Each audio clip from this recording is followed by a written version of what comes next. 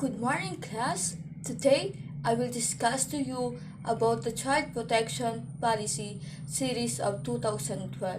But before I proceed to the discussion, I have a trivia to you. So please listen. According to the DepEd survey, did you know that 50% students said they have experienced corporal abuse in school and 74% victims of bullying? Policy and guidelines on protecting children in school from abuse, violence, exploitation, discrimination, bullying, and other forms of abuse. Bilang isang magiging guro, hindi po natin dapat kalimutan pagkos tandaan ang patakaran na ito upang maprotektahan din tayo at ang ating estudyante sa mga hindi kanais-nais na mga gawain o pang-aabuso dahil baka tayo ay nagbabiolate na or nang-aabuso na sa ating magiging estudyante. Definition of terms. Child refers to the any person below 18 years old are those over but are unable to fully take care of themselves or protect themselves from abuse, neglect, cruelty, exploitation, or discrimination of physical or mental disability or condition.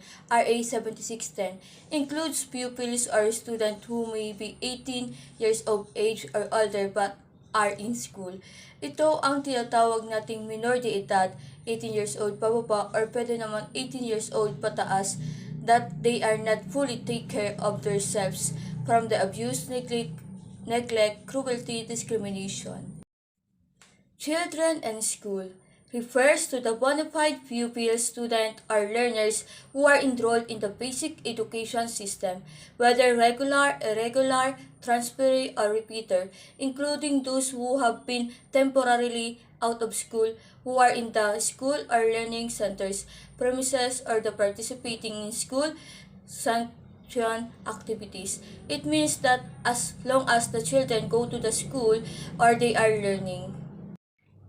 Pupil, student, or learner means a child who regularly attends classes in any level of the basic education system under the supervision of a teacher or facilitator.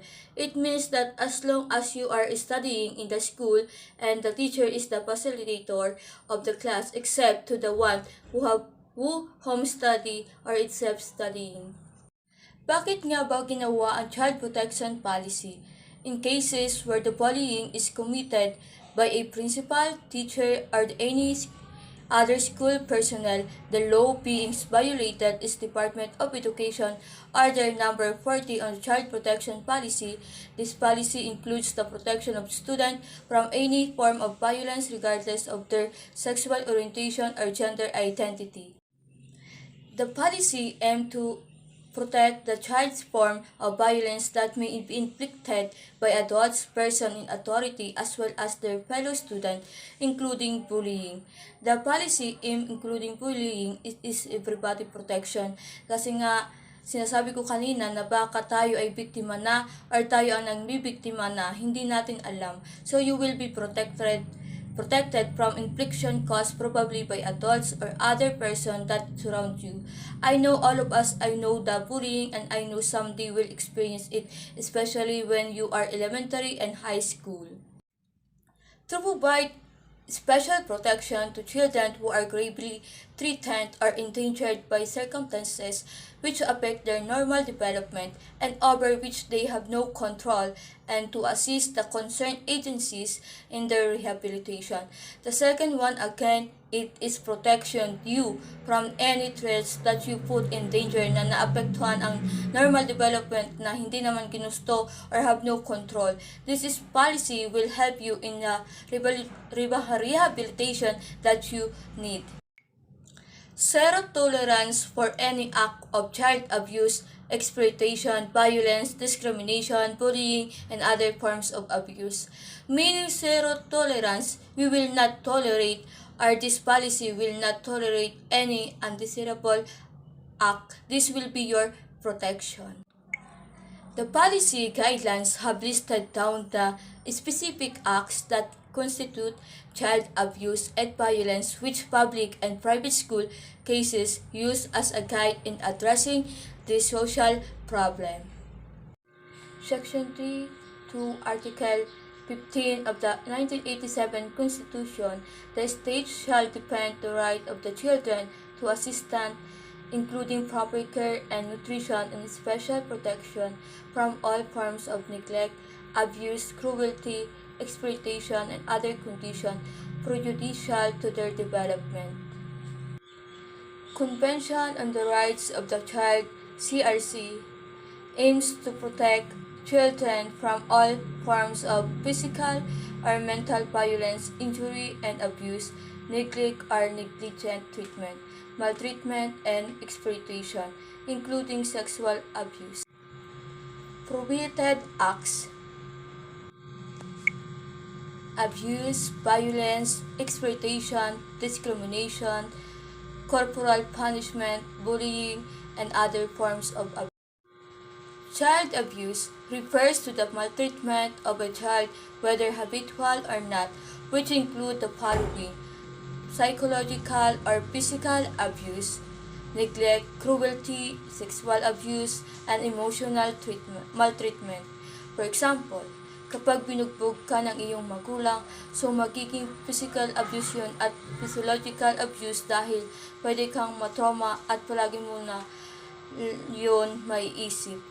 2. Any act or deeds or words which debases, degrades, or demeans the intrinsic worth, dignity of the child as a human being. For example, kapag sinabihan ka ng iyong teacher na bobo dahil binababa ang iyong pagkatao. Unreasonable deprivation of the child's basic needs for survival, such as food and shelter, or kapag ikaw ay dinideprive ng basic needs like foods, water, shelter, kapag iyan inalis sa atin ng ating magulang, pwede natin kasuhan kahit magulang natin yan. Kapag hindi tayo pinakain at kapag pinalayas tayo sa bahay, kahit na sabihin nila na disciplinary action lang iyon, ay kakasuhan pa din sila. Failure to immediately give medical treatment to an injured child, resulting in serious impairment of his or her growth and development, or in his child permanent incapacity or death. Section 3B, RA 7610. If you experience some injury or your child or your life will in danger and you are not attended the medical treatment anyone from your family or school, it will consider child abuse. Discrimination against children refers to an act of exclusion, distinction, restriction, or preference which is based on any ground such as age, ethnicity, sex, sexual orientation, and gender identity, language, religion, political or other opinion, national or social origin, property, birth, being infected by AIDS, being pregnant, being a child in conflict with the law, being a child with a disability or status of condition, and which has a purpose or effect of nullifying or impairing the recognition, enjoyment of exercise by all persons on an equal footing of all rights and freedom. In short, pigtrato ka na iba sa kanila and you are not belong to the group. For example, ako, sinabihan nila ako na maitim at kung ano-ano pa. Corporal punishment refers to a kind of punishment or penalty imposed for an alleged or actual offense, which is carried out of inflicted for the purpose of discipline, training, or control by a teacher, school administrator, an adult, or any other child who has been given or has assumed authority or responsibility for punishment or discipline. It includes physical, humiliating, or degrading punishment, including but not limited to the following.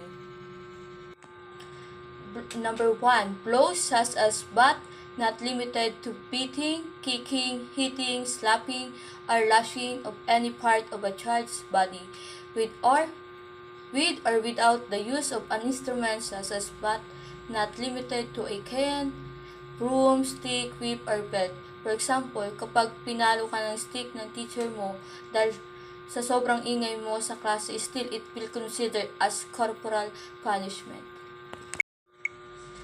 2. Striking of a child's face or head, such as being declared as no contact zone. No contact zone, it means bawal tamaan na body parts like ulo, likod, at iba pa. For example, kapag nagtapon ka ng eraser at natamaan ang ulo ng iyong estudyante, it will considered as corporal punishment.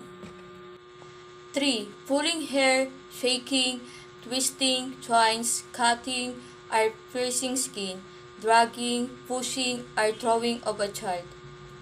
For example, sa mga lalaki kapag mahaba ang buhok, ginugupitan ng teacher na walang abiso, it will considered as corporal punishment. Number 4. Forcing a child to perform physically painful or damaging acts, such as but not limited to holding a weight or weights for an extended period and kneeling or stone, salt, pebbles, or other objects. For example, kapag maingay ka sa klase at sinabihan ka ng teacher mo na lagyan ng libro ang ulo mo dahil yan ang parusa mo. Number 5. Deprivation of a child physical needs as a form of punishment. For example, hindi ka pinainom ng teacher mo ng tubig dahil hindi ka nakikinig sa klase, it will considered as corporal punishment. Great exposure to fire, ice, water, soap, sunlight, substance, dangerous chemicals, and other materials that can cause discomfort or threaten the child's health, safety, and sense of security, such as but not limited to bleach or insecticide, excrement, or urine. For example, sinabihan ka ng iyong teacher na bibilad ka sa araw dahil wala kang ginawang assignment. 7. Tying up a child. For example, tinali ka ng iyong guro sa upuhan dahil sa sobrang likot mo. Number 8. Confinement, imprisonment, or depriving the liberty of a child. For example, kinulong ka ng teacher mo sa classroom or kaya sa CR para palinisan sa iyo. 9. Verbal abuse or assaults including intimidation or threat of bodily harm, swearing or cursing, ridiculing, or denigrating the child. Kapag sinabihan ka ng masamang salita at ibinababa ang iyong dignidad bilang isang tao or estudyante. Number 10. Forcing a child to wear a sign, to undress or disrobe, or to put on anything that will make a child look or feel foolish, which belittles or humiliate the child in front of others. Pinapahubad ka sa harap ng ibang tao para gawing katawa-tawa. 11. Permanent confiscation of personal property of pupils, students, or learners, except when such pieces of property pose a danger to the child or to others, and kapag inimbargo ng teacher ang gamit mo, for example, cellphone, kapag hindi binalik sa iyo, pwede ka magreklamo, pero kung kinuha lang dahil nakaka-distract sa klase, ay hindi natin masasabi na corporal punishment yan. Number 12. Others Analogs Act. Child exploitation refers to the use of children for someone else, advantage, gratification, or profit, resulting in unjust, cruel, and harmful treatment of the child. Child exploitation means kapag ikaw ay ginamit at yung nanggamit ang nakikinabang. There are two main forms of child exploitation that are recognized. Number 1. Sexual exploitation. Abuse of position of vulnerability, different power, or trust for sexual purposes. Kapag ika ay ginamit sa sexual pleasure at ginamit niya ang power and he asks you for sex. For example, kapag ang magulang ginamit ang anak sa online pornography para magkapera. Number 2, economic exploitation.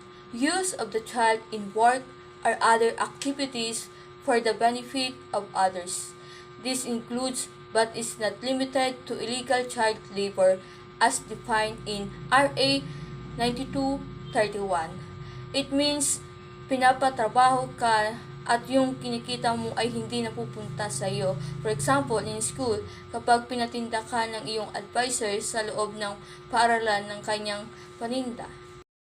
Violence against children committed in schools refers to a single act or a series of acts committed by school administrators, academic and non-academic personnel against a child which result in or is likely to result in physical, sexual, physiological harm or suffering or other abuses, including threats of such acts, battery, assault, coercion, harassment, or arbitrary deprivation of liberty. It includes but is not limited to the following acts. Number 1. Physical violence refers to the acts that inflict bodily or physical harm. It includes assigning children to perform tasks which are hazardous to their physical well-being. Physical violence, hindi lang binubugbog ka or pwede rin ito, for example, kapag hindi mo kaya magbuhat ng isang semento at pinabuhat ka ng iyong teacher. Number 2. Sexual violence refers to the acts that are sexual in nature. It includes but is not limited to rape, sexual harassment, forcing the child to watch obscene or incident shows, forcing the child to engage in sexual activity. For example, pinanood ka ng iyong kaklase ng porn sa kanyang cellphone. 3. Psychological violence. Acts or omission causing or likely to cause mental or emotional suffering of the child. This one, you will not experience the physical violence pero affected ang iyong pag-iisip at emotional. For example, hindi ka nakatulog sa gabi dahil iniisip mo ang ginawa ng iyong kaklase sa iyo, in short, na trauma. Number 4. Other acts of violence, a physical, sexual, or physiological nature that are prejudicial to the best interest of the child. Bullying or peer abuse is committed when a student commits an act or a series of acts directed towards another student, or a series of single acts directed towards several students in a school setting or place of learning, which result in physical and mental abuse, harassment, intimidation, or humiliation. Such acts may consist of any one or more of the following. A. Threats to inflict a wrong upon a person, honor, or property of the person or on his or her family. Letter B. Stalking or constantly following or pursuing a person in his or her daily activities with unwanted and obsessive attention. For example, sa Facebook, in-stalk ka ng iba na hindi mo naman kakilala and nagko-comment siya ng mga masasamang salita. C. Taking up property. For example, kapag nanghiram ka ng labis sa iyong kaklase at inangkin mo na sa iyo na iyo. Letter D. Public humiliation or public and malicious interpretation of a crime or in a vice or defect, whether real or imaginary, or any act, omission, condition, status, or circumstances tending to cause dishonor, discredit, or expose a person to contempt. It means pinahiya ka. Letter A. Deliberate destruction or defacement of a damage to the child's property. physical violence committed upon a student which may or may not result to harm or injury with or without the aid of a weapon. Such violence may be in the form of mauling, hitting, punching, kicking, throwing things at the student, pinching, spanking, or other similar acts. For example, sinampal ka ng iyong kaklase. G.